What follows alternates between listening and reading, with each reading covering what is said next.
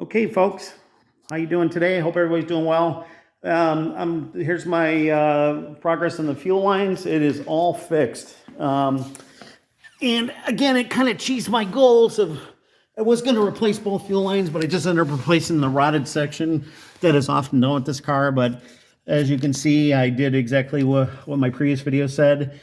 I peeled back the crimp, slid along the side. You can use a Dremel with this one, take it off and work on it in the bench. And I basically bought a fuel injection rated 300 PSI hose. And these are fuel injection clamps. Always use these instead of the worm type clamps. I call them banjo clamps, but that was incorrect because I think these are banjo clamps. You want these fuel injected ones, not the ones with the worm where it's got the slots on the side. I think those worm clamps. These are much better for this application for fuel lines. But so you can see, I snaked it around, wrapped it up into the top there, over the bracket, and it goes into the barb there, and no leaks. It sat overnight, three-quarters of a tank, filled it up, back up, and we are good to go for some driving for the first year ownership. Like I said, maybe next year or the year after, I'll place both fuel lines all the way back through the tunnel. But like I had said before, and if you go on like all the old Pelican forums and Renlist, a lot of people did this because the plastic lines that are in the tunnel that start here generally don't wear because the front sections are more like a rubber, and those are, they basically disintegrate over the decades. And that was the return line. But as you can see, that's what it looks like. So basically, it's just devoid of that factory clamp. When they make the line at the production, it had that crimped clamp.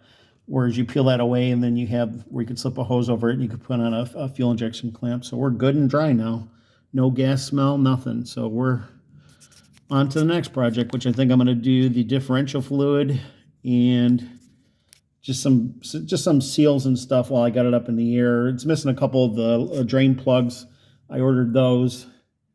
It's funny you can actually find part numbers on the little rubber drain plugs, but I can't correlate that to anything.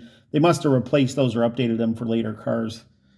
But, and you can tell this thing was probably leaking for a while because there's a drain hole there's the pedal box, and it was probably, here's the lines right here. And it was probably, so the line's not leaking, I can tell because I did take out the drain plug when I ran it last night.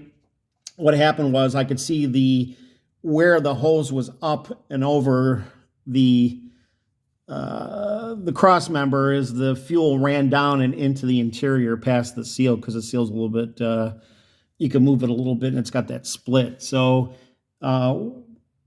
we're good to go on that, but I'm going to put that drain plug back in, and while I got up in the air, I'm going to do the gear oil and a couple other things while I might put some brake pads on it because the rotors are looking pretty good.